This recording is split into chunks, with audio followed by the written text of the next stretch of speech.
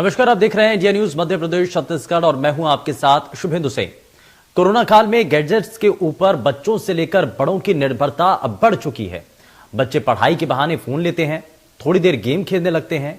कुछ बच्चे तो ऑनलाइन गेम खेलने लगते हैं और आदती हो जाते हैं, जिसका बुरा असर बच्चों पर देखने को मिल रहा है। भोपाल में एक 11 साल के बच्चे ने ऑनलाइन गेम का टारगेट पूरा करने के चक्कर में अपनी जान गंवा बैठा। पहले बच्चे ने अपनी मां के सामने फांसी लगा करके बताया तो मां ने डांटकर मना कर दिया, लेकिन फिर बाद में बच्चे ने ऑनलाइन गेम के चक्कर में फांसी लगाकर अपनी जान गंवा दी और परिजनों को जीवन भर के गम मिटा दिया। घटना के बाद मध्य प्रदेश के गृह मंत्री नरोत्तम मिश्रा ने जानकारी दी कि ऑनलाइन गेम को लेकर जल्द ही सरकार नया एक्ट ला रही है। अब सवाल उठता है कि नियम कानून बन जाएंगे, लेकिन घर में तो परिजनों का ही कानून चलता है और अंत में उन्हीं की समझाइश से बच्चों में सुधार की गुंजाइश नजर आ सकती है। आज हम बच्चों में बढ़ते ऑनलाइन गेम को लेकर बुरी आदत, दुष्प्रभाव और बचने के तरीकों पर चर्चा करेंगे, जिसमें हमारे साथ कुछ खास मेहमान जुड़ने जा रहे हैं। हमारे साथ मनोचिकित्सक डॉक्टर संजीव त्रिपाठी भी कार्यक्रम में जुड़ चुके हैं। डॉक्टर संजीव, बहुत स्वागत है आपका कार्यक्रम में। मैं संजीव जी, मेरा आपसे सवाल यह है कि हम जो ये बदलाव देख रहे हैं बच्चों के अंदर, ये शॉर्ट टेम्पर होना, छोटी छोटी बातों को लेकर के नाराजगी आना, छोटी बातों को लेकर के गुस्सा हो जाना, ये आखिर क्या बताता है, क्या दिखाता है? और ये अगर ऐसे मामले कि ऑनलाइन गेम की वजह से अगर बच्चे सुसाइड करने लगे तो ये तो बड़ा मुश्किल हो जाएगा। ये क्या संकेत दे रहा है?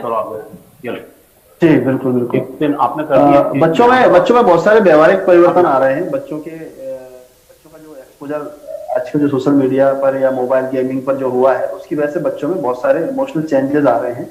और इसकी मुख्य वजह जो है ये है कि हम जब भी बच्चों के साथ बात करते हैं तो हम बच्चों की जो जरूरतें हैं या बच्चों को जो इमोशनल नीड्स हैं उनको हम नहीं समझ पाते हैं और बच्चे कहीं ना कहीं अपनी इमोशनल नीड्स के लिए डाइवर्ट होते हैं। तो कई बार वो गेमिंग की तरफ डाइवर्ट हो जाते हैं, कई बार वो सोशल मीडिया की तरफ डाइवर्ट हो जाते हैं। तो उनके जो इमोशनल तो वो डाइवर्ट ना हो जी जरूरत होती है, जो हम बच्चों की उस नीड को पहचान नहीं पाते और उसकी वजह से बच्चों की वो इमोशनल साइकोलॉजिकल नीड है वो फुलफिल नहीं हो पाता। तो ज्यादा जरूरी है कि बच्चों को समझना, अंडरस्टैंड करना और बच्चों को प्रॉपर तरीके से गाइडेंस। डॉक्टर संजीव, अब हम जरा अभी जो हम देख रहे हैं चीजें, बच्चे बहुत शॉर्ट टेम्पर होते चले जा रहे हैं, लोगों को छोटी छोटी बातों पर गुस्सा आता चला जाता है। ये आखिर क्यों ऐसा हो रहा है? ये बदलाव हम कैसे कर सकते हैं? और बच्चों को अगर हमें ये बताना है कि आपको वो, क्योंकि अगर जल्दी छोटी छोटी बातों पर गुस्सा कर रहे हैं तो उसके लिए अब हमें करना क्या चाहिए? एक पेरेंट्स को क्या करना चाहिए, अभिभावकों को करना क्या चाहिए? सामने आ गए थे ये देखिए, इसमें साइकोलॉजी की बहुत सारी थ्योरीज हैं। अगर हम बच्चों के व्यवहार के परिवर्तन के बारे में बात करें, उसके बहुत सारे कारण होते हैं। किसी एक कारण को हम जिम्मेदार नहीं बना सकते।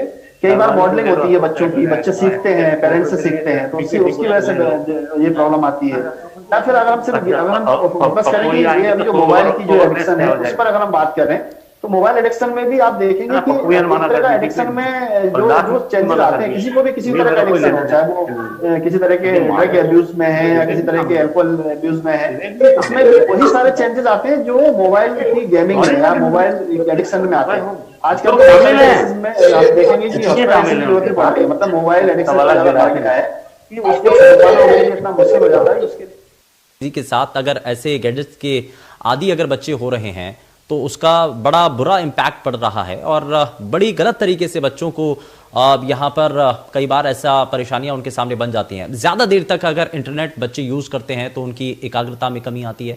हम ज़रा इस बात को भी समझ लेते हैं। मैं ज़रा संजीव जी, इस पर मैं जल्दी से एक रिएक्शन आपसे लेना चाह रहा हूँ कि अगर ज़्यादा देर तक बच्चे अगर मोबाइल का इस्तेमाल कर रहे हैं तो अब हम रोके कैसे, इन चीज़ों को कम कैसे किया जाए और बच्चों को कैसे हम समझा सकते हैं? तो हमको करना ही है। साथ साथ में हमें बच्चों के साथ में एक प्रॉपर प्लान बनाना चाहिए, हमको पूरा शेड्यूल बनाना चाहिए और बच्चों को हर अच्छे बिहेवियर की हमको रेनफोर्स करने की जरूरत होती है। हम कुछ साइकोलॉजिकल टेक्निक्स होती हैं, उनको हम बिहेवियर मॉडिफिकेशन टेक्निक बोलते हैं।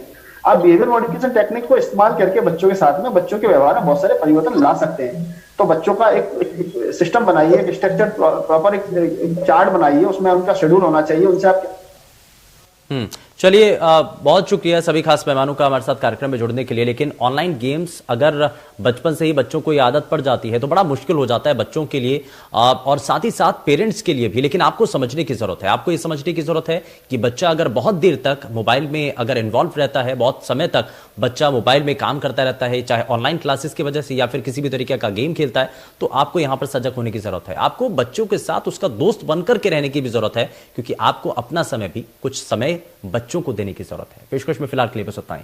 नमस्कार।